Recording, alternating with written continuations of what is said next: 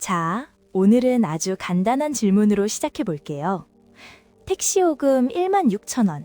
이게 한 나라의 관광산업을 뒤흔들 수 있을까요?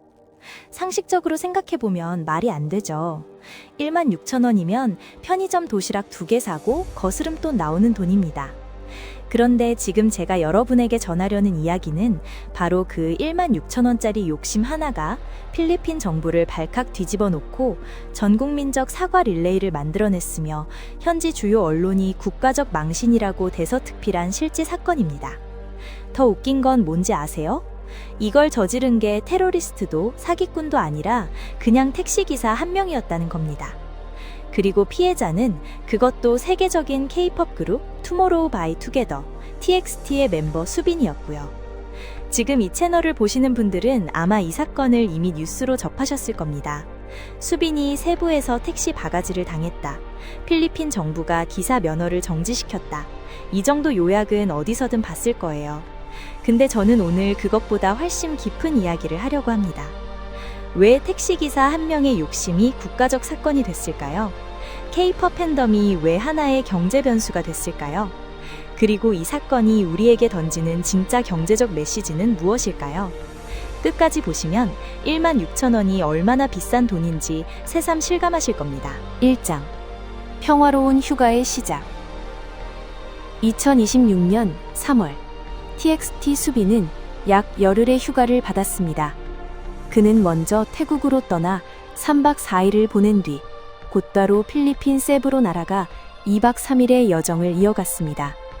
아이돌에게 쉰다는 것 자체가 뉴스거리가 되는 세상이죠. 수빈은 그 여행을 TXT 공식 유튜브 채널에 브이로그로 업로드했습니다. 제목은 수빈이의 넘 즐겁고 넘 힘든 휴가였습니다. 영상 속 수빈은 철저하게 일상적이었습니다. 친구와 함께 세부 골목을 걷고 현지 음식을 먹으며 카메라를 들고 주변을 찍는 어떤 연출도 없이 날것의 여행을 담아냈어요. 팬들의 반응은 즉각적이었습니다. 필리핀 팬들은 우리나라에 와줘서 고마워, 세부가 자랑스럽다 며 댓글로 환호했고 한국 팬들은 수빈의 소탈한 모습에 훈훈함을 느꼈습니다. 세부라는 도시 이름은 수백만 팬들의 머릿속에 자연스럽게 각인됐습니다. 여기서 잠깐, 이게 단순한 스타의 여행이 아니라는 점을 짚고 넘어가야 합니다.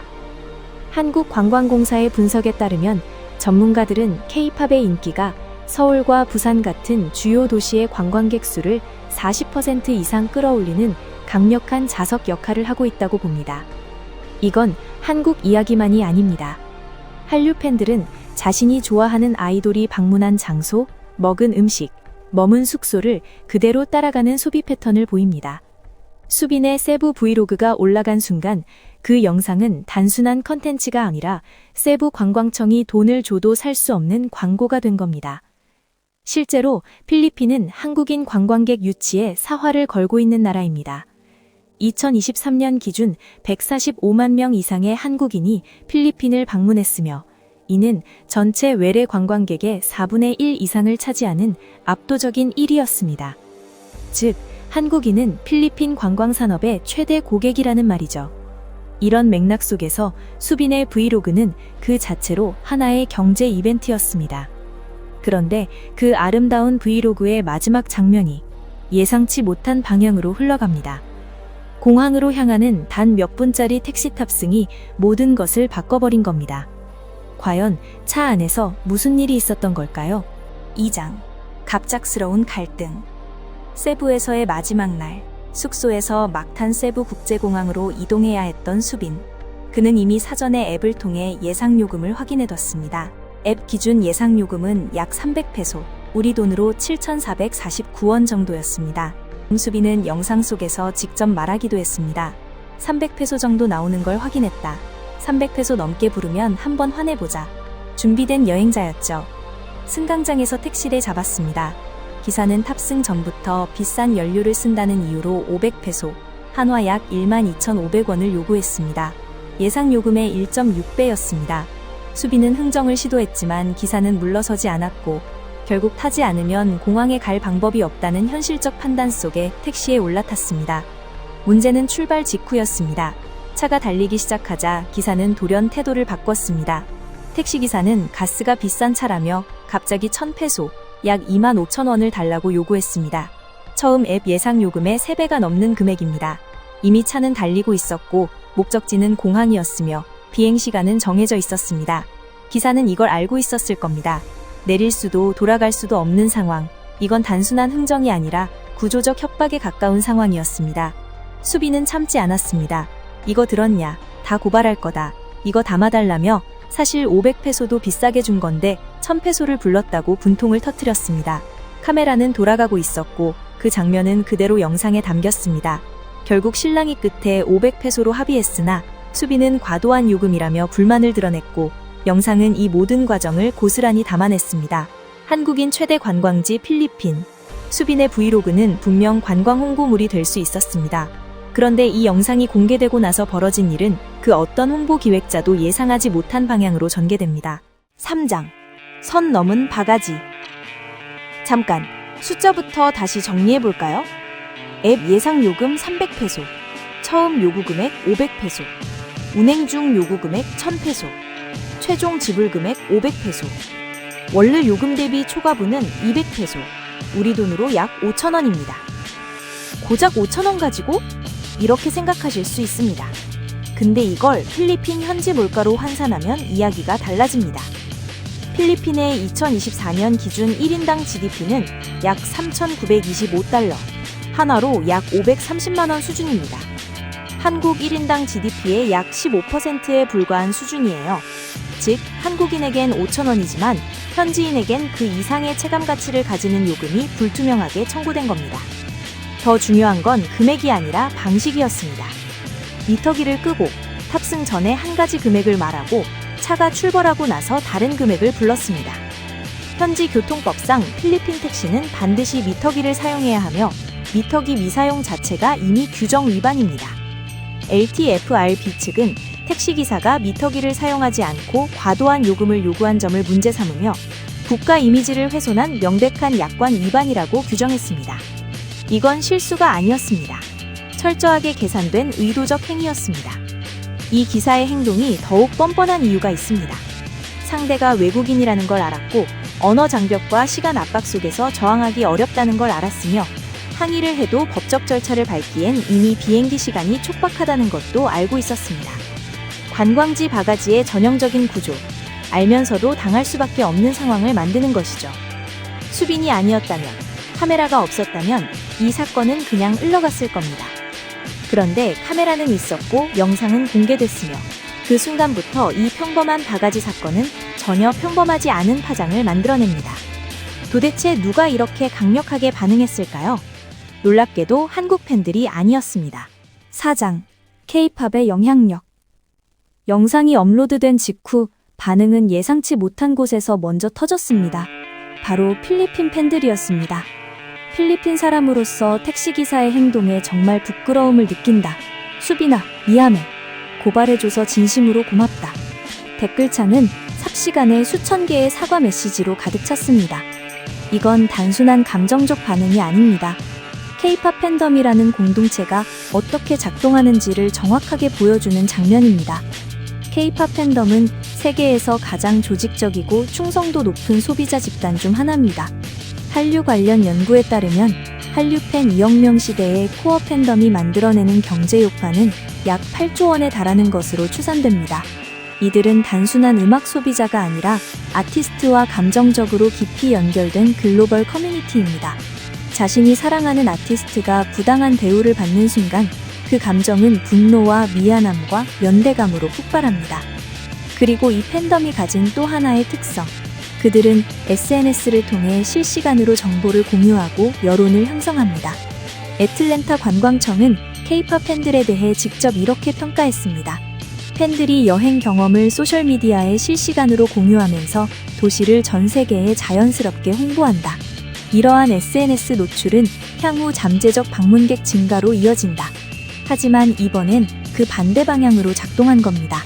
부정적인 경험이 실시간으로 수백만 명에게 퍼져나간 거죠. 필리핀 국내 여론도 들끓기 시작했습니다. 왜 이러냐? 이러니까 필리핀 이미지가 안 좋아지지. 관광 망치는 사람들이라는 자성의 목소리가 SNS를 가득 채웠고, 여론이 형성되자 언론이 움직이기 시작했습니다. 이제 이 사건은 팬덤의 영역을 넘어서게 됩니다. 필리핀 미디어가 냄새를 맡기 시작한 겁니다. 5장. 미디어의 집중 조명. 필리핀의 대표 일간지 마닐라 블랙팀이 이 사건을 보도했습니다. 이어서 현지 주요 온라인 매체들이 줄줄이 기사를 냈습니다. 보도의 프레임은 단순한 관광객 바가지 피해가 아니었습니다. 국가적 망신, 필리핀 관광 이미지 타격, 외국인 유명인에게도 이럴 건가? 자기 비판의 수위가 상당히 높았습니다. 왜 필리핀 언론이 이렇게 강하게 반응했을까요? 이건 수빈이 유명인이라서가 아닙니다. 이 사건이 필리핀 관광업계의 만성적 문제를 압축적으로 드러냈기 때문입니다. 필리핀 공항 택시 바가지 문제는 어제 오늘의 이야기가 아닙니다. 세부, 마닐라, 보라카이 등 주요 관광지에서 외국인 관광객을 대상으로 한 택시 바가지는 오랜 민원의 대상이었습니다. 미터기 무시, 탑승호 요금 변경, 장거리 우회, 이런 관행들이 여행 커뮤니티에서 반복적으로 경고되어 왔음에도 개선은 더뎠습니다. 2024년 기준 필리핀은 주로 한국, 미국, 일본에서 온 외국인 관광객으로부터 약 1,310억 달러, 우리 돈으로 약 180조 원 규모의 관광 수입을 올리고 있습니다. 이 거대한 산업의 근간은 외국인이 필리핀을 안전하고 믿을 수 있는 여행지로 인식하는 것입니다. 그런데 세계적인 K-팝 스타가 택시에서 바가지를 당하는 영상이 전 세계에 퍼지고 있는 상황. 필리핀 언론 입장에서도 그냥 지나칠 수 없었던 겁니다. 사건은 더 이상 개인 트러블이 아니었습니다. 국가 이미지가 걸린 문제였고, 언론이 그걸 공식화하자 이번엔 정부가 움직였습니다. 그리고 정부의 대응은 생각보다 훨씬 빠르고 강력했습니다. 6장. 정부의 초강수. 2026년 4월 3일 필리핀 교통부 산하 육상교통가맹규제위원회 LTFRB는 공식 성명을 발표했습니다. 해당 택시기사에게 30일간 예방적 영업정지 처분을 내렸다는 내용이었습니다. 영업정지에서 끝나지 않았습니다. 당국은 미터기 미사용과 과다요금 청구를 중대한 규정 위반으로 규정하고 조사 결과에 따라 추가적인 면허 취소, 형사처벌, 차량 압류도 검토 중이라고 밝혔습니다. 단순 행정제재를 넘어 형사사건으로 번질 수 있다는 강력한 신호를 공개적으로 보낸 것입니다. 이 대응의 속도와 강도는 주목할 만합니다. 영상이 공개된 것이 4월 1일, 정부가 공식 처분을 발표한 것이 4월 3일. 불과 이틀 만에 국가기관이 공식 행정 조치를 취한 겁니다. 왜 이렇게 빨리 움직였을까요? 두 가지 이유가 있습니다. 첫 번째는 증거의 명확성입니다. 영상이 있었고 기사 특정도 어렵지 않았습니다. 두 번째, 그리고 더 결정적인 이유는 파급력의 문제입니다. TXT의 전 세계 팬덤이 이 영상을 소비하고 있는 상황에서 필리핀 정부가 아무런 조치를 취하지 않는다면 그 침묵 자체가 또 다른 국가 이미지 손상으로 이어집니다. 정부는 이 상황을 정확하게 읽었고 빠른 대응으로 최소한의 신뢰를 회복하려 했습니다. 그렇다면 이 모든 사태가 실제로 얼마짜리 피해를 만들어냈을까요? 그리고 왜 단 한 명의 택시기사가 이런 파장을 만들 수 있었던 걸까요? 지금부터가 이 영상의 핵심입니다. 숫자로 이야기해 보겠습니다. 7장. 관광 브랜드의 가치. 경제학의 피크 앤드 법칙이라는 이론이 있습니다. 노벨 경제학상 수상자 데니얼 카너먼이 제시한 이 이론의 핵심은 단순합니다. 사람은 어떤 경험의 전체를 기억하는 게 아니라 가장 강렬했던 순간, 피크과 마지막 순간, 엔드를 기억한다는 겁니다. 수빈의 세부 여행을 이 법칙으로 분석해 봅시다. 여행의 대부분은 행복했습니다. 아름다운 바다, 맛있는 음식, 자유로운 산책. 하지만 그 여행의 마지막 장면은 무엇이었을까요? 미터기 없는 택시 안에서 벌어진 불쾌한 실랑이였습니다. 그리고 그 마지막 장면이 영상에 담겨 수백만 팬들에게 전파됐습니다. 브랜드 관점에서 이게 얼마나 큰 손실인지 계산해 보겠습니다. 전문가들은 K-팝의 인기가 서울과 부산 같은 주요 도시의 관광객 수를 40% 이상 끌어올리는 강력한 자석 역할을 하고 있다고 분석합니다. 이 원리를 역방향으로 적용하면 K-팝 스타의 부정적 경험이 팬덤에게 공유될 때의 부정적 파급력 역시 그에 상응하는 수준이 됩니다. 2024년 기준 필리핀 관광산업의 규모는 약 1,310억 달러에 달하며 그 최대 고객은 한국인 관광객입니다. 2023년 한 해에만 145만 명 이상의 한국인이 필리핀을 방문했고, 이는 전체 외래 관광객의 4분의 1 이상을 차지하는 압도적인 수치입니다. 한국인 관광객들의 상당수는 K-팝과 한류 문화를 통해 필리핀에 관심을 갖게 된 사람들입니다. TXT의 팬덤 규모를 생각해보세요. 수빈의 브이로그는 단 며칠 만에 수백만 조회수를 기록했습니다. 그 영상을 본 팬 중 단 1%만이 필리핀 여행 계획을 재고했다 해도 그건 수만 명의 잠재 관광객이 있다라는 것과 같습니다. 관광업계에서 1인당 여행 지출을 평균 100만 원으로 잡아도 수만 명의 이탈은 수백억 원의 잠재 수입 손실로 직결됩니다. 그 기사가 챙긴 700페소 추가 요금과는 비교조차 할 수 없는 규모입니다. 관광 브랜드는 한 번 쌓는데 수십 년이 걸리고 허무는데 단 한순간이면 충분합니다. 택시기사 한 명의 욕심이 국가 브랜드에 새긴 흠집이 얼마짜리인지 이제 감이 오시나요? 그렇다면 이런 사건이 반복되지 않으려면 무엇이 바뀌어야 할까요? 해답은 이미 존재합니다. 우리 손 안에 있습니다. 8장. 투명한 시스템의 필요성. 스마트폰을 꺼내세요. 그랩 앱을 여세요. 출발지와 목적지를 입력하면 요금이 바로 나옵니다. 탑승 전에 협상 없이, 기사 변수 없이. 기사 이름과 차량 번호가 표시되고 이동 경로가 실시간으로 추적되며 도착 후 리뷰를 남깁니다. 이게 전부입니다. 그랩은 동남아시아 전역에서 운영되는 플랫폼 기반 이동 서비스로 현재 필리핀을 포함한 8개국에서 수백만 명이 사용하고 있습니다. 핵심은 구조적으로 바가지가 불가능하다는 겁니다. 미터기 조작도, 운행 중 요금 변경도, 장거리 우회도 모두 시스템이 막아버립니다. 실제로 필리핀을 방문한 외국인 관광객들 사이에서는 이미 공항 이동은 무조건 그랩이라는 공식이 자리 잡혀 있었습니다. 수빈도 처음엔 그랩을 이용하려 했지만 당시 상황에서 대기 시간이 길어져 결국 일반 택시를 탄 것으로 알려져 있습니다. 그렇다면 왜 그랩이 있는데도 이런 사건이 계속 벌어지는 걸까요? 제도적 강제력의 문제입니다. 현재 필리핀 공항 택시 운영은 플랫폼 기반 서비스와 기존 일반 택시가 공존하는 구조입니다. 문제는 일반 택시의 경우 미터기 사용 의무가 있음에도 단속이 느슨하고 적발되더라도 처벌 수위가 약해 반복 위반이 줄지 않습니다. 관광객 입장에서도 낯선 환경에서 신고 절차를 밟기가 어렵습니다. 언어 장벽에 시간 압박까지 있으면 그냥 넘어가는 경우가 대부분이죠. 해법은 세 가지 축으로 정리됩니다. 첫째, 주요 관광지 공항택시 전면 플랫폼 의무화. 요금이 사전에 확정되고 추적 가능한 시스템으로만 운영하는 겁니다. 둘째, 실효성 있는 처벌 체계 강화.